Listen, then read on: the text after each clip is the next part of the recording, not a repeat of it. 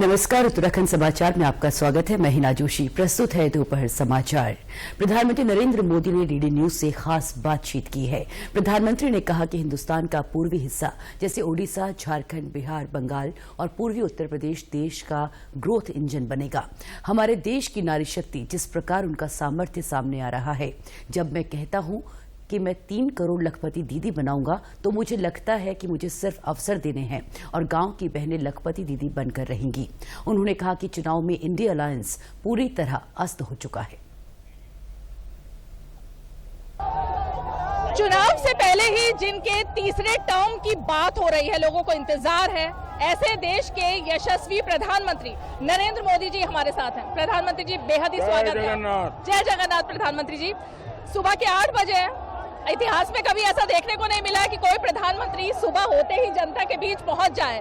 पूरी में हम जब सुबह 7 बजे हम जगन्नाथ जी के दर्शन करने के लिए जा रहा था, तब से मैं हैरान था कि सुबह 6:30-7 बजे से हजारों की तादाद में लोग यहाँ खड़े थे। मैं देश की जनता का बहुत ही ऋणी हूँ।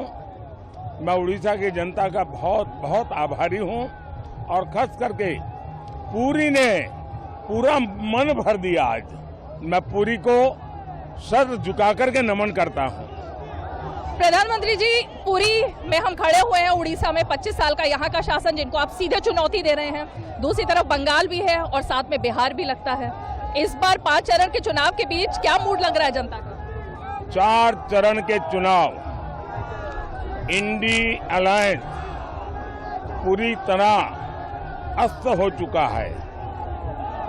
अब जो चरण शुरू हुए हैं वो हमें 400 पार जाने की मजबूती दे रहे हैं। आज भी मैं मतदाताओं से कहूंगा, भारी मतदान करें, जी भर करके मतदान करें, देश के लिए मतदान करें। प्रधानमंत्री जी, हम देख रहे हैं लगातार लोग आपको कैमरों में कैद करना चाह रहे हैं अपने एक एक झलक के लिए।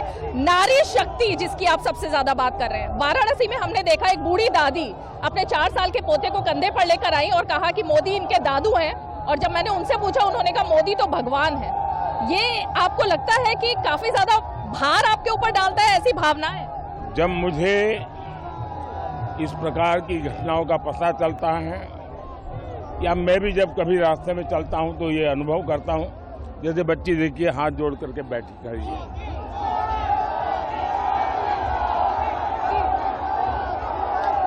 ये चीजें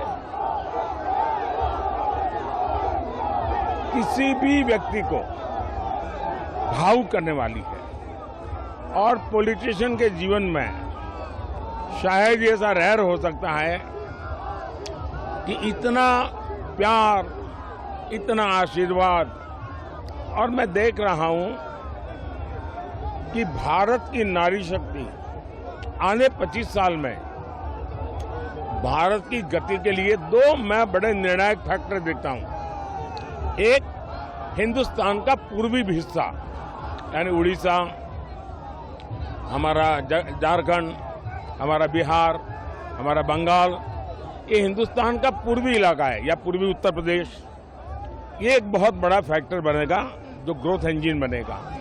दूसरा, मेरे देश की नारी शक्ति, 50% नारी शक्ति, उनका जिस प्रकार से सामर्थ्य निकल करके आ रहा है। जब मैं कह रहा हूं मैं 3 करोड़ लखपति दीदी बनाऊंगा, तो मुझे लगता है कि मुझे कुछ नहीं पड़ेगा, सिर्फ अवसर देने हैं और मेरे गांव की बहनें लखपति दीदी बन के रहेगी। ये मेरा विश्वास है। जिस देश में इतनी सामर्थ्यवान मातृशक्ति हो, मैं गुजरात से आया हूं, हमारा पूरा जो डेयरी उद्योग है, आज अमूल जो दुनिया में इतना मशहूर है, उसकी पूरी ताकत महिलाएं हैं। पूरा उद्योग महिलाएं चलाती है। आप लिज्जत पापड़ देख लीजिए, दुनिया में ब्रांड है लिज्जत पापड़, पूरी तरह महिलाओं के द्वारा ड्रिवन है। इसका मतलब ये हुआ कि हमारे देश की महिलाओं में एक अभूतपूर्व सामर्थ्य है। और अगर हम हमारी मातृशक्ति को, हमारी बहनों को अवसर दें, तो देश की इकोनॉमी को एक नई ऊर्जा मिलेगी, नया नेतृत्व मिलेगा। और इसलिए मैंने G20 में आग्रह रखा है, विमेन लेड डेवलपमेंट।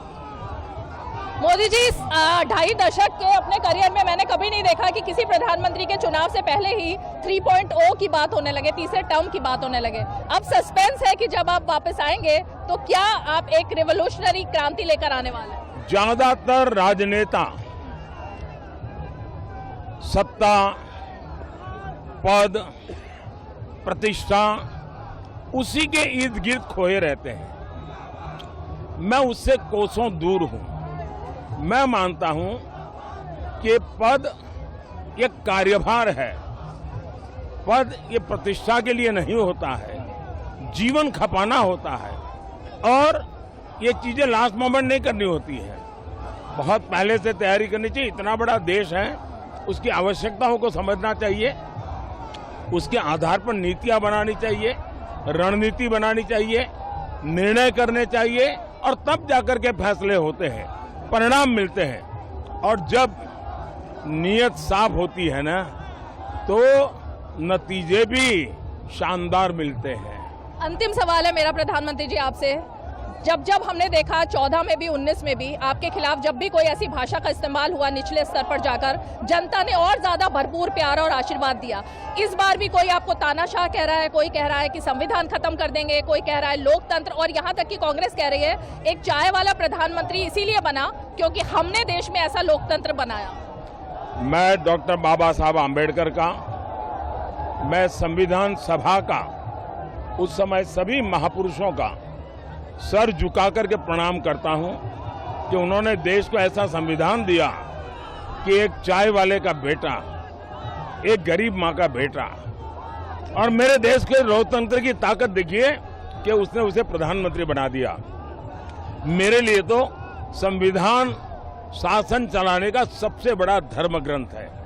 मेरे लिए एक राजनेता के रूप में, एक पॉलिटिकल लीडर के रूप में, एक जनप्रतिनिधि के रूप में संविधान मेरा मार्गदर्शक है और मैं उसका पुजारी हूं। और ये पूजा मैं आज से नहीं कर रहा हूं। जब संविधान के 60 साल हुए थे तो मैं पहला व्यक्ति था देश में जिसने हाथी पर संविधान रखा और संविधान की यात्रा निकाली, और मोदी सीएम था, पैदल चल रहा था। संविधान को अगर किसी ने बर्बाद किया है, इस परिवार ने किया है, खुद के उपयोग के लिए किया है। सबसे पहले जब पंडित नेहरू जी प्रधानमंत्री बने, कुछ ही वर्षों में उन्होंने संविधान में परिवर्तन करके फ्रीडम ऑफ स्पीच को रिस्ट्रिक्ट करने का काम किया। उसके बाद उनकी बेटी ने उनको जब न्यायालय ने एमपी के रूप में घोषित कर दिया कि आप योग्यता नहीं रखती हो, तो उन्होंने संविधान बदल दिया। देश की जनता ने मांग की कि आपको छोड़ देना चाहिए, तो उन्होंने इमरजेंसी लगा करके संविधान के लीरे उड़ा दिए और वो बैठी रही। उसके बाद उनके बेटे आए, उन्होंने शाहबानू का सुप्रीम कोर्ट का जजमेंट, उसको संविधान में इधर उधर कर करके उलट दिया, लाखों माताओं बहनों के अधिकार को छीन लिया। उसके बाद उन्होंने मीडिया को कंट्रोल करने के लिए एक बिल ले आए। उसके बाद उनके साहबजादे, जिनके पास कोई सत्ता नहीं, एक एमपी के सिवाय कुछ है नहीं, उन्होंने संविधान के द्वारा बनी हुई कैबिनेट, उस कैबिनेट के निर्णय को प्रेस कॉन्फ्रेंस बुला करके लीरे उड़ा दिए और कैबिनेट को अपना निर्णय रिवर्स करना पड़ा। संविधान का इससे बड़ा अपमान शायद हिंदुस्तान में किसी ने नहीं किया होगा, जिसमें इन परिवार के चारों पीढ़ी ने किया है। और इसलिए दूसरा, ये कांग्रेस पार्टी के संविधान को भी नहीं मानते। सीताराम केसरी को बाथरूम में बंद कर दिया था, कांग्रेस पार्टी के अध्यक्ष थे, उठा करके फुटपाथ पर रात को फेंक दिया था और पूरी पार्टी को कब्जा कर लिया था।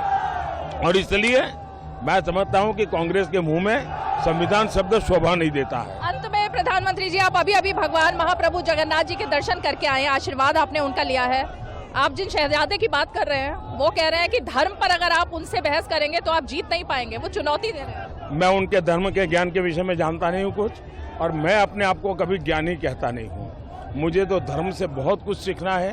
एक अगाध समुंदर है, शायद मैं 7 जन्म उसमें डुबकी लगाता रहूं तो भी मैं पूरा ज्ञान प्राप्त नहीं करूंगा। ये उसका सामर्थ्य, उसका विस्तार, उसकी विरासत इतनी बड़ी है कि मैं नहीं कह सकता हूं कि वे इतना जानते होंगे कि नहीं जानते होंगे। मुझे उनका मेरा व्यक्तिगत कभी चर्चा हुई नहीं है और मीडिया में भी कभी धर्म पर उनका साक्षात्कार मैंने सुना नहीं है, तो मैं ये तो नहीं कह सकता हूं। मैं मानता हूं मैं एक विद्यार्थी हूं, मुझे बहुत कुछ सीखना है।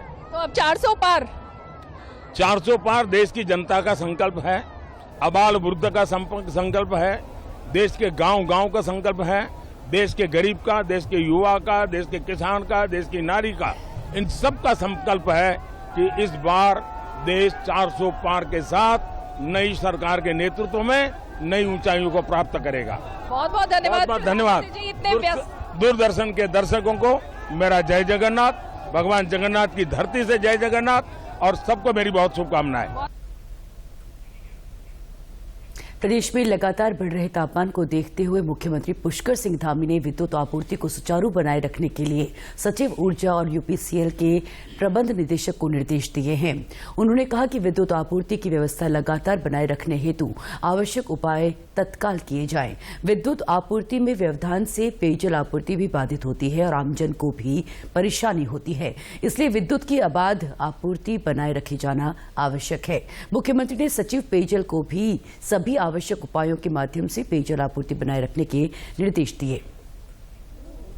उत्तरकाशी जिले में स्थित गंगोत्री और यमुनोत्री धाम यात्रा पर लगातार बढ़ रही श्रद्धालुओं की भीड़ और यातायात के दबाव को देखते हुए पुलिस और जिला प्रशासन लगातार व्यवस्थाओं को सुधारने में जुटे हुए हैं। आगामी मानसून सीजन के दौरान यात्रा की ठोस रणनीति तैयार करने के लिए उत्तरकाशी के पुलिस अधीक्षक अर्पण यदुवंशी ने गंगोत्री धाम यात्रा मार्ग का निरीक्षण किया। इस दौरान उन्होंने यातायात सुरक्षा और व्यवस्थाओं का जायजा लिया। उन्होंने बताया कि भूस्खलन प्रभावित क्षेत्रों हेलगूगाड़, स्वारीगाड़, गंगनानी और डबरानी समेत अन्य संवेदनशील स्थानों पर गेट सिस्टम का संचालन किया जाएगा। दूरसंचार और पुलिस कम्युनिकेशन व्यवस्था को और अधिक प्रभावी बनाया जाएगा। इसके लिए अधिकारियों को निर्देशित किया गया है। गंगोत्री यात्रा रूट पे जो भी व्यवस्था है पुलिस की और प्रशासन की, उसको निरीक्षण करने के लिए मैं आया हूँ। और यहाँ पे जो आगामी जो है बारिश का सीजन भी चल रहा है, तो उसके दृष्टिगत क्या क्या व्यवस्था है और सुदृढ़ की जा सकती हैं, उसका निरीक्षण किया। और कुछ जो one way system, gate system किस तरह से चल रहा है, इसमें और क्या सुधार किया जा सकता है, उसका निरीक्षण किया। और हम सब लोगों ने मिलकर यहाँ पे कुछ रणनीति अपनाई है, उसका और आगे प्रयास करेंगे कि जो यात्रा है यात्रियों के लिए वो और भी अच्छे से बनाई जाए, उनकी यात्रा जो है सुगमता से और सुव्यवस्थित हो, उसके लिए हम पूरी तरीके से कटिबद्ध हैं। इस दौरान पुलिस अधीक्षक अर्पण यदुवंशी ने ड्यूटी में नियुक्त पुलिस और अन्य विभागों के अधिकारी और कर्मचारियों की हौसला अफजाई करते हुए सभी को मिठाई वितरित की। यात्रा रूट पर नियुक्त पुलिस जवानों को यातायात सुरक्षा व्यवस्था के साथ साथ तीर्थ यात्रियों की हर संभव मदद करने के निर्देश दिए गए।